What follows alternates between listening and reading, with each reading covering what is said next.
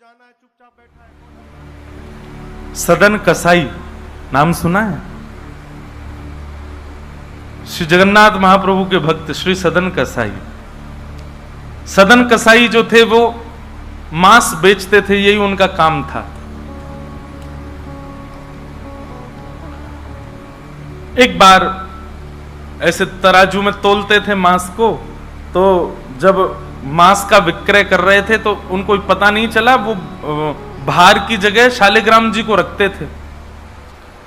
लेकिन कीर्तन उनको बड़ा प्रिय था, कीर्तन करते हुए मांस बेचते थे। बताओ, ऐसा उनका स्वरूप। एक बार एक महात्मा वहां से निकल रहे थे, तो महात्मा ने जैसे ही देखा, वो तो देखते ही पहचान गए। मुंह पे कपड़ा रख करके जा रहे थे, तो देखा कि ये तो शालिग्राम जी हैं। तुरंत, अरे तुम क्या कर रहे हो, बहुत बड़ा पाप है, ये तो साक्षात शालिग्राम जी हैं। उसने कहा महाराज मुझसे गलती होगी, मुझे तो पहचान है नहीं। बोले लाओ इनको मुझको दो। शालिग्राम जी ले लिए महाराज, जाकर के शुद्ध नदियों के जल से स्नान कराया, पंचामृत स्नान कराया, इत्र लगाया, चंदन लगा करके चांदी के सिंहासन पर बैठा के माला पधरा दी। ठाकुर जी का कीर्तन, बढ़िया खीर बना के भोग लगाई और खूब रोए महात्मा। बोले कि नाथ आप भी कहां के कसाई के यहां बैठे थे, अब आप विराजो, प्रेम से रतन सिंहासन पर विराजो।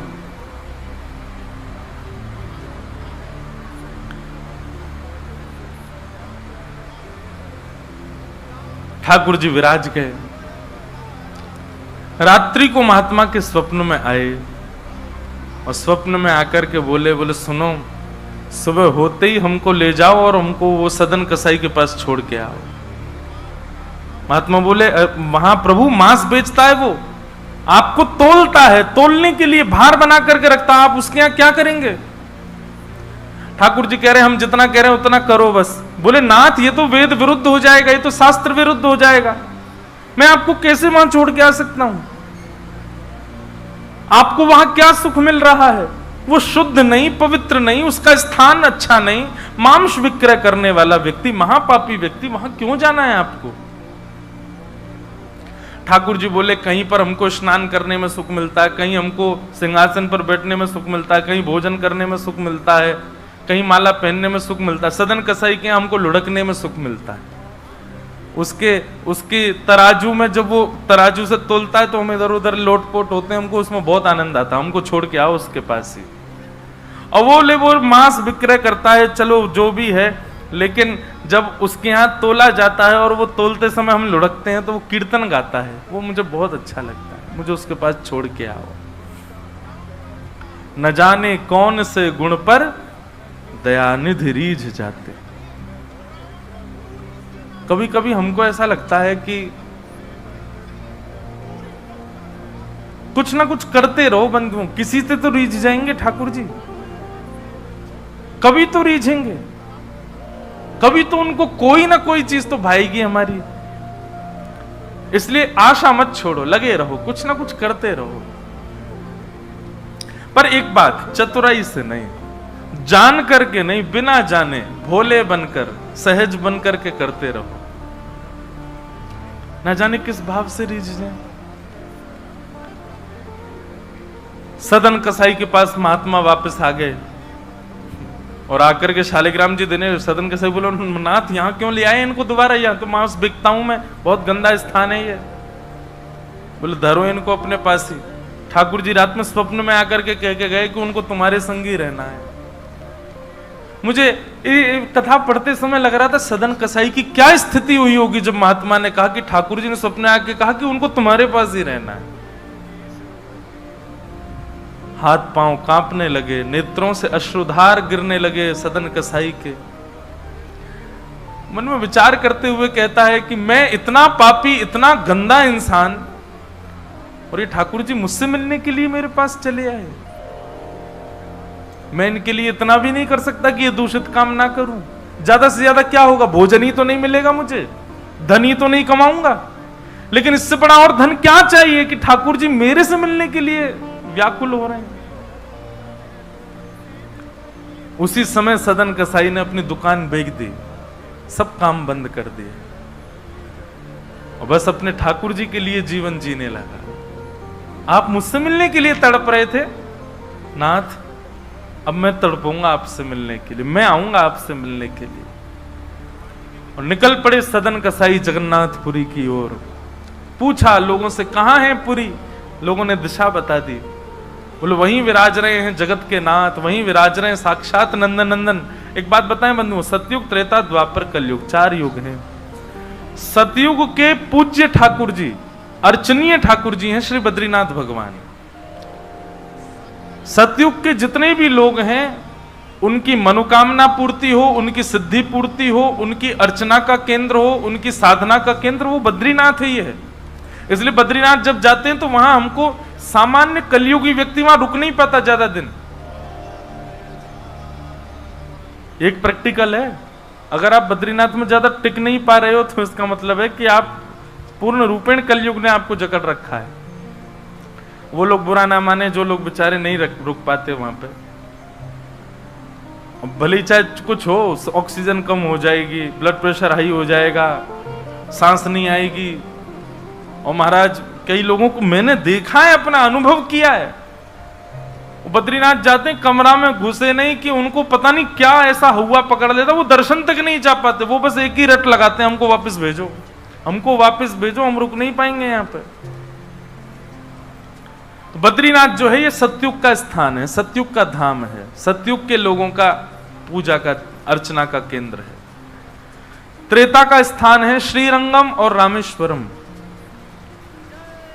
श्री राम जी के अर्चनीय ठाकुर जी हैं श्री रंगनाथ भगवान, शेष शैया पर जो ऐसे पौड़े हैं। श्रीरंगम त्रिचिरापल्ली में,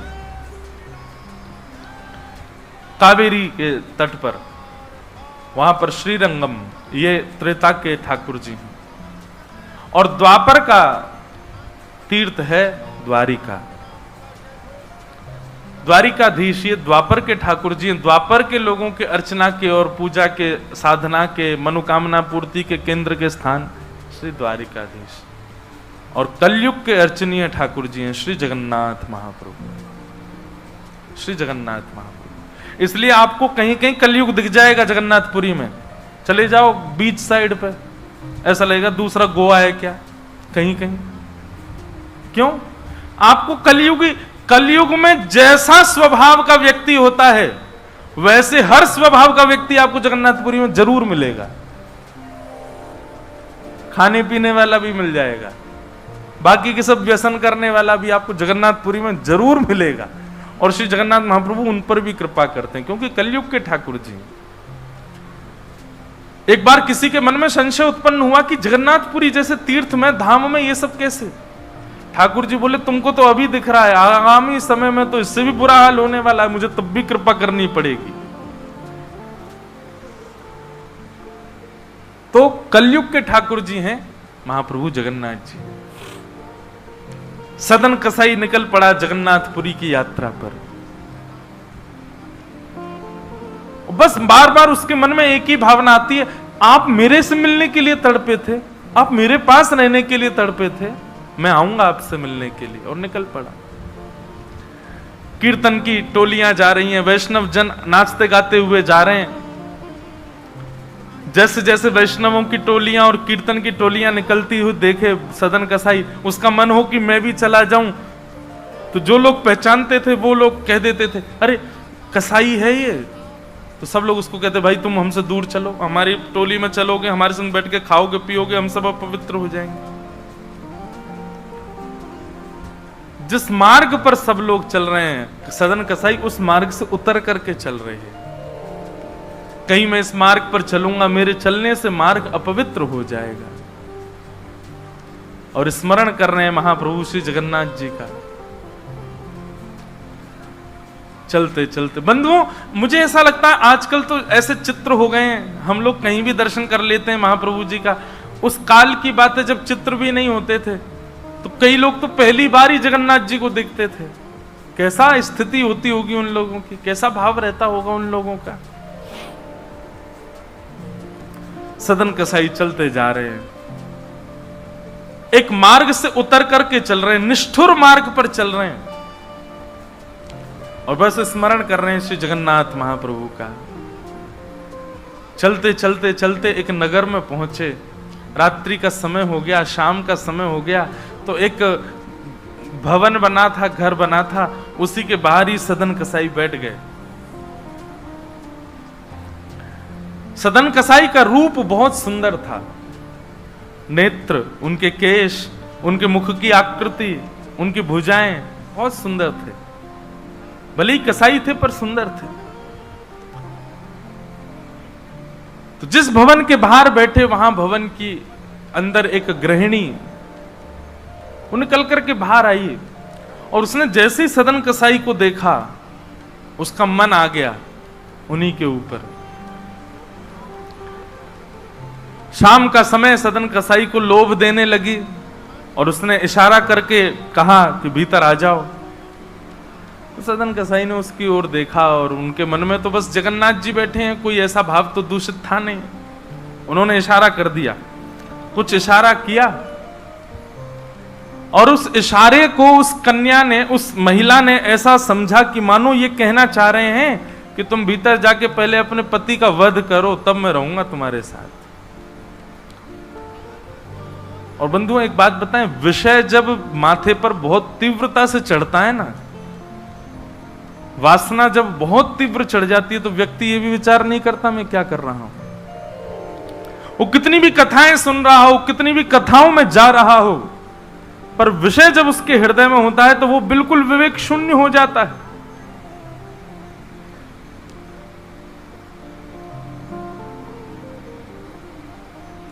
विषयों का मतलब, विषय भोगने से पाप कम लगता है, पर विषय जब सिर पर हावी होता है तो उस समय जो हम विवेक शून्य हो जाते हैं, उससे पाप ज्यादा लगता है हमको। विषय हावी हो गया उस माता के, भीतर जाके उसने अपने पति का वध कर दिया, मार दिया। और बाहर आकर के सदन कसाई से कहा, अब तो चलो, मैंने अपने पति को मार दिया, चलो मैं और तुम ब्याह कर लेते हैं। सदन कसाई बोला, देवी ये तेने क्या किया? मैंने तो नहीं कहा था कि तुम मारो। बोले, हो तुम झूठ बोलते हो, तुमने ही तो कहा था कि उसका वध कर दो तब रहूंगा। अब तुम्हारे पास एक ही रास्ता, या तो मेरे साथ रहो, नहीं तो मैं सबको बता दूंगी कि तुमने मेरे पति को मरवाया है। पर जिनके हृदय में श्री ठाकुर जी विराजमान है, उनको अन्य किसी के लोभ की इच्छा नहीं होती। उन्होंने कहा, ज्यादा से ज्यादा मार दोगी मुझको और क्या, बदनामी होगी, सब होगा, लेकिन मैं अपनी स्थिति से नहीं हट सकता। और उन्होंने अस्वीकार किया। और हुआ वही, उसने हल्ला मचा करके सबको इकट्ठा कर दिया, मेरे पति को इसने मरवा दिया और ये आदि आदि सब कर दिया। सदन कसाई को बंदी बना करके राजा के सामने प्रकट कर दिया। सब लोग आगे खिसक जाओ थोड़े थोड़े, पर कथा सुनना मत छोड़ो, कथा सुनते सुनते खिसक के आओ। सब लोग बैठ जाओ, यहाँ आगे जितनी जगह बैठ जाओ, आ जाओ। हाँ, खूब जगह है, आप लोगों को हम देखेंगे। बस नाक, आज नार में बाम लगा लेना शाम, बैठ जाओ। देखो कितनी जगह हो गई पीछे। बोलो वृंदावन बिहारी लाल की। चलना रहे हैं ऐसा लग रहा है। तो सदन कसाई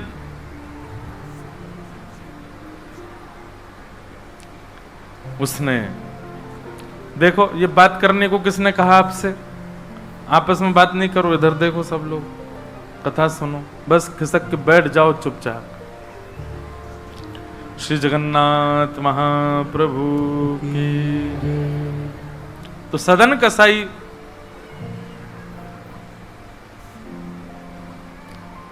राजा के यहां उसको प्रस्तुत कर दिया, बंदी बना दिया, और बंदी बना करके कहा कि आप स्वीकार करते हैं कि आपने ये अपराध किया है इनके पति को मारने का? सदन कसाई कुछ नहीं बोला। बोले क्योंकि पक्ष तो पूरा उन्हीं की तरफ जाने वाला, मैं कितना भी मना करूं, मैं सफाई क्या दूंगा, मैं कैसे प्रस्तुत करूंगा, मैं विवाद कैसे करूंगा? वैष्णव का स्वरूप होता विवाद में नहीं पड़ता। वो चुपचाप खड़े रहे, बस मुस्कुराते रहे। बोले अब सत्य तो ठाकुर जी जानते हैं, मैं अब आपको कैसे बताऊं कि मैंने नहीं किया? मैं कहूं कि मैंने नहीं किया तो मेरे पास कोई प्रमाण नहीं है ना देने का कि मैंने नहीं किया। और प्रमाण देने के लिए, इकट्ठा करने के लिए, इतने प्रपंच में पढ़ने के लिए मैं नहीं निकला हूं। मैं तो जगन्नाथ जी से मिलने के लिए। आपको जो दंड देना है बस मृत्यु दंड मत देना, बाकी जो दंड देना है दे दो, मुझे जगन्नाथ जी का दर्शन करना है।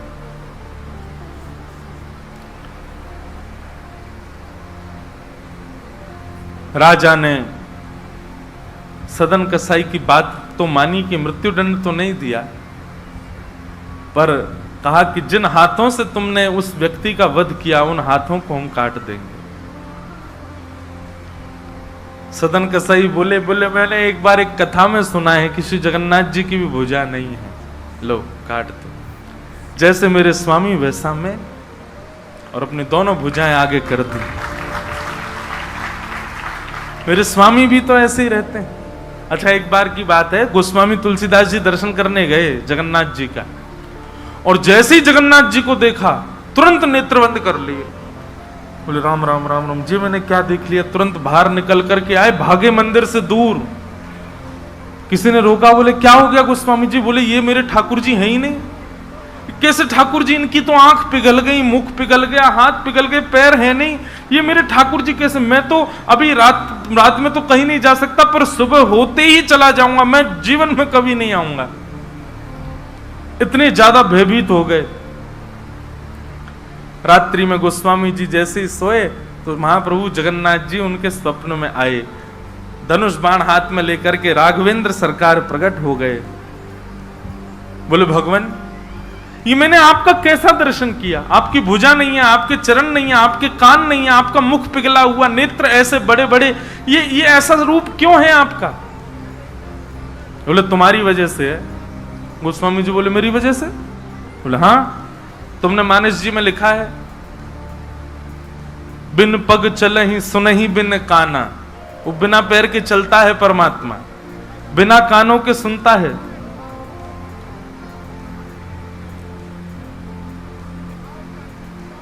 निज कृत कर्म करहु विधि नाना। बिना हस्त कमल के कई सारे काम कर देता है। अब आपके पास दो ही तरीके हैं, या तो हमारे इस रूप को स्वीकार करो, नहीं तो चौपाई को जाके मिटा दो मानस जी से। तब गोस्वामी जी को भेद पता चला। जय हो भगवान, क्षमा करो मुझे, मैं तो आपके रूप को जान ही नहीं पाया। तो अगले दिन दर्शन करने गए, तब वही रूप, बिन पग चलहि, बिना पैर के चलते हैं। और ऐसे कोई दुनिया का ठाकुर नहीं चलता जैसे जगन्नाथ जी चलते हैं। कोई भी ऐसा प्राचीन मंदिर आप बताओ जिसका ठाकुर निकल के बाहर आता हो, पूरे वैष्णवों के मेला के साथ में चल के जाता हो, एकमात्र श्री जगन्नाथ जी। और सुनो, आप लोग कभी दर्शन करना, श्री जगन्नाथ जी मंदिर में जाओगे तो जो गरुण स्तंभ है, जहां पर गरुण जी विराज सब लोग गले मिलते हैं, वहां पर उस गरुण स्तंभ के पीछे भोग घर है ठाकुर जी का। ठाकुर जी का जो प्रसाद है वो वहां रखा जाता है, गरुण स्तंभ के पीछे। और श्री जगन्नाथ जी कहां बैठे? भीतर गरुण स्तंभ वाला सभागृह, फिर उसके बाद एक सभागृह और है, फिर तीसरे गर्भगृह में वहां जगन्नाथ जी बैठे हैं। मतलब जगन्नाथ जी से और जगन्नाथ जी का जो भोग घर है, जहां पर भोग रखा जाता है, वो कितना दूर है? 1 2 3 तीसरी बेड़ी पार करके है। और आप कभी भी देखना, महाप्रसाद का भोग वहीं लगता है। ठाकुर जी को इतनी दूर रखा जाता है भोग, क्यों? बोले महाप्रसाद रखने के बाद में, और मंदिर जब बंद हो जाता है थोड़ी बहुत देर के लिए, हम खुला भी रहे, वैष्णव दर्शन करें, भोग घर का किवाड़ खोल देते हैं। इतनी दूर से ठाकुर जी कैसे भोग लगाते हैं? बोले आजान बाहु है ना, ऐसे भुजा करके ऐसे भोग लगाते ठाकुर जी, लंबी लंबी भुजाओं से, अपनी भुजाओं से भोग लगाते हैं। तो बिना हाथों के सब क्रिया कर रहे हैं, बिना कानों के सुन रहे हैं, बिना पैरों के चल रहे हैं। सदन कसाई ने अपने दोनों हाथ आगे किए और राजा के दूतों ने उनके हाथ काट दिए।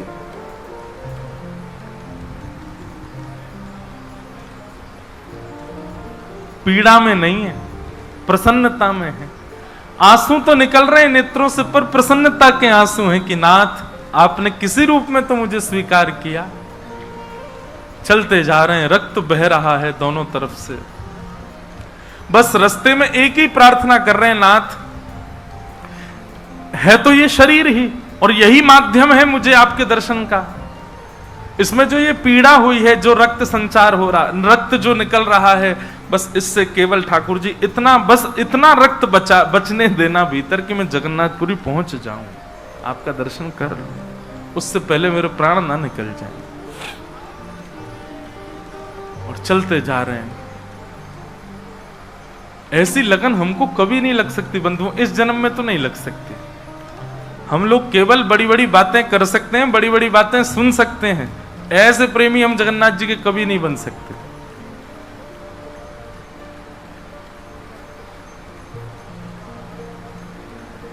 अरे हमारा कोई छोटा सा काम बिगड़ जाए तो हम जगन्नाथपुरी ना जाएं? अरे महाप्रभु जी ने तो मेरा ये काम बिगड़वा दिया। यहां तो हाथ पांव कटवा देते हैं वैष्णव ठाकुर जी से मिलने के लिए।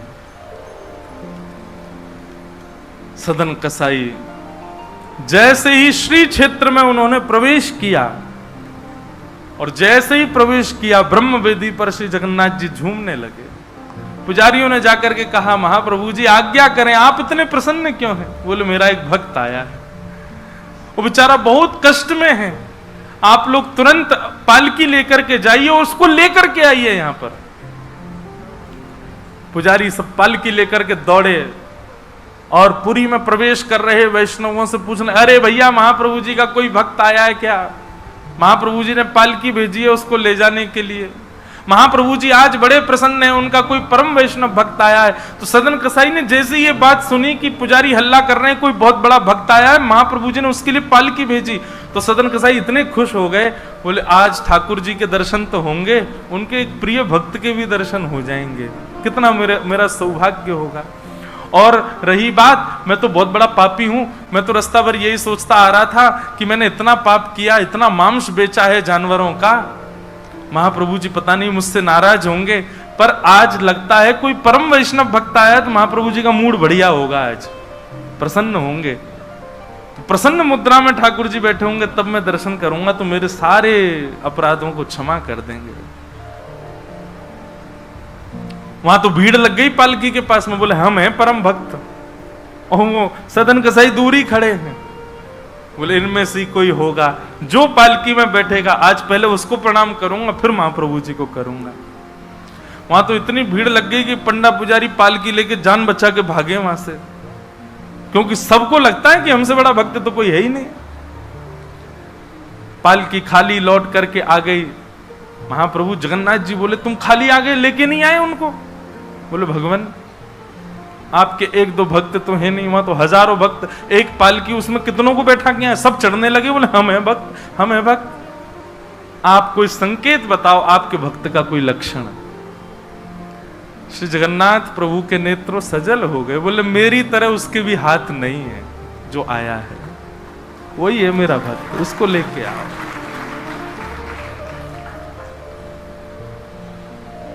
पुजारी पालकी लेकर के दोबारा गए, देखा तो जब श्री क्षेत्र आया ना, तो श्री क्षेत्र आते ही अब सदन कसाई चल करके नहीं जा रहे हैं, दंडवत करते हैं, लेट जाते हैं और फिर लेट करके उठते हैं, फिर आगे बढ़ के फिर लेटते हैं, फिर उठते हैं, दंडवती परिक्रमा की तरह भीतर जा रहे हैं। उसमें भी भुजा नहीं है उनके पास में, लेटते हैं तो उठते कैसे हैं ये देखने पर ही लोगों का हृदय द्रवित हो जाता है, और किसी से सहायता नहीं लेते। वो तो दूर चल रहे हैं ना, उस मार्ग पर ही नहीं चल रहे जहां सब चल रहे हैं। बोले कि मैं चलूंगा तो अपवित्र हो जाएगा मार्ग। एक सर्प के भांति जैसे रिगड़ के सर्प चलता है, ऐसे सदन कसाई आगे बढ़ रहे हैं, और प्रसन्न मुद्रा में मैं महाप्रभु जी से आज मिलूंगा। पुजारियों ने जाकर के जब उनकी स्थिति को देखा, कोई अपने नेत्रों के आंसुओं को रोक नहीं पाया। बार बार महाप्रभु जगन्नाथ जी को प्रणाम करें, कितने दयालु हैं नाथ, कितने कृपालु हैं आप। सदन कसाई को जाकर के पुजारियों ने उठाया, बोले चलो महाप्रभु जी ने तुम्हारे लिए पालकी भेजी। सदन कसाई बोले आपको कोई गलत सूचना मिल गई, मैं नहीं हूं वो भक्त जो इसमें। बोले नहीं तुम ही हो, ठाकुर जी ने आज्ञा करके भेजा है। सदन कसाई बोले अगर मैं पालकी में बैठा तो मेरे अभी प्राण निकल जाएंगे, आप सबसे प्रार्थना है मेरी, मैं महाप्रभु जी की आज्ञा स्वीकार करता हूं मैं आपके संग चल दूंगा, लेकिन पालकी में नहीं बैठ सकता। चलने लगे। बस इसी बात से प्रसन्न है कि महाप्रभु जी ने मुझे स्वीकार तो किया। और जैसे ही सिंह द्वार पर पहुंचे और दंडवत करते ही जैसे ही श्री पतित पावन भगवान, सिंह द्वार पर ही श्री पतित पावन भगवान है, बाहर ही उनका दर्शन हो जाता है। उनको देखा, देखते ही बोले ये पतित पावन भगवान है, श्री जगन्नाथ जी के ही समरूप हैं। पहले इनका दर्शन करते हैं, फिर जगन्नाथ जी का दर्शन होता है। जैसे ही दंडवत किया, अभी तक तो उनको ग्लानि नहीं थी कि मेरे हाथ नहीं है, पर अब दंडवत करते समय उनको तनिक एक ग्लानि से हुई, का मेरे हाथ होते तो मैं भी ऐसे दंडवत करता, दोनों भुजाएं आगे कर लेता। और इस भाव से जैसे जो शेष भुजा थे थोड़े से, उनको आगे करके रुदन करने लगे सदन कसाई। इतने में ही उनके भुजा निकल करके आ गई और ठाकुर जी ने भुजा प्रदान करके उनके दंडवत को स्वीकार किया। श्री जगन्नाथ महाप्रभु की। ऐसे महाबाहो, ऐसे हमारे महाप्रभु श्री जगन्नाथ।